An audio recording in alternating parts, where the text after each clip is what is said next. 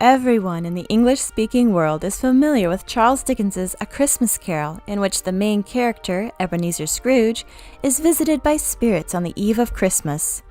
But did you know that not long after this iconic story was published, Dickens had his own encounter with a spirit who visited him in the night?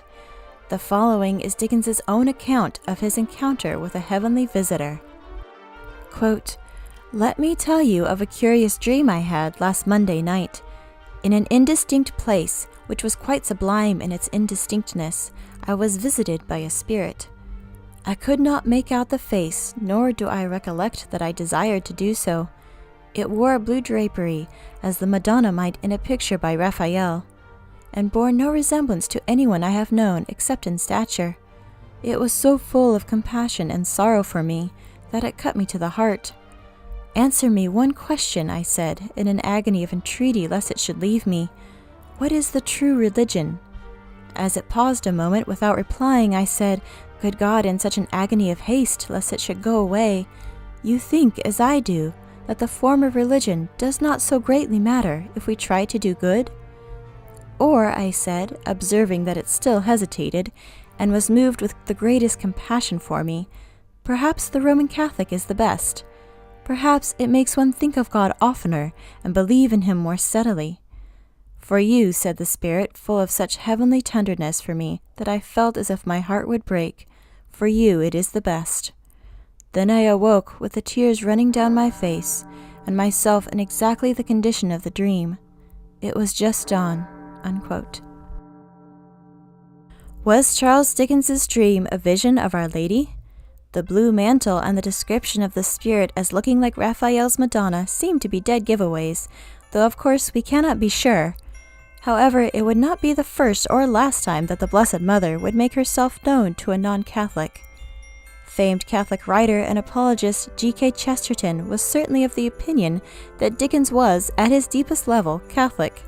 In his book on Dickens, Chesterton said of him, quote, "Dickens had in his buffoonery and bravery the spirit of the Middle Ages.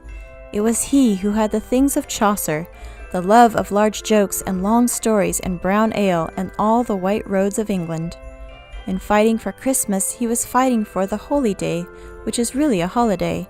He cared as little for medievalism as the medievals did.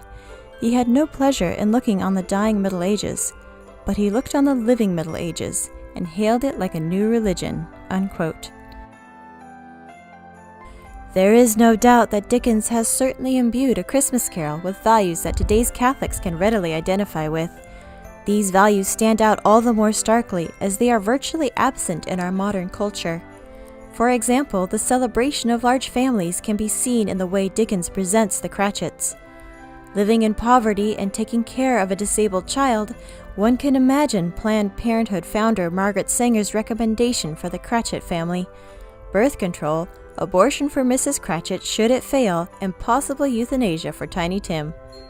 But where Sanger in our modern society would see only want and misery, Dickens invites us to look beyond the material, to behold the love and self-sacrifice of the Cratchits, which sanctifies their family life and makes it beautiful. In Tiny Tim, we see how suffering has refined his soul, and the example of his cheerfulness and selflessness, despite and maybe even because of his illness, is truly touching. The means of suffering as a path to holiness and heaven is a core Catholic belief. Dickens's implied existence of purgatory in A Christmas Carol is also uniquely Catholic. Marley's ghost fits more the description of a soul in purgatory than a soul that is in fact damned in hell. As Catholic author Joseph Pierce has said, quote, "Marley's ghost is apparently a soul in purgatory and not one of the damned.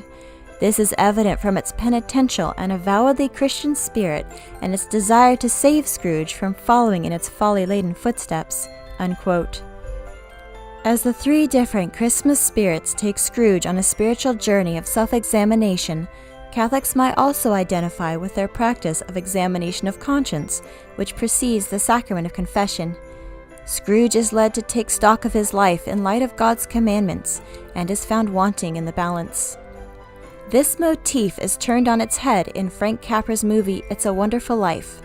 George Bailey is also taken on a journey by a spirit from heaven to examine the entirety of his life. Only this time, George is made to understand the positive impact that his seemingly ordinary life has had on those around him. Though a classic story in its own right, It's a Wonderful Life is the flip side of the coin of Dickens's A Christmas Carol, and its enduring popularity is a testament to its parent story's own abiding celebration of life and redemption.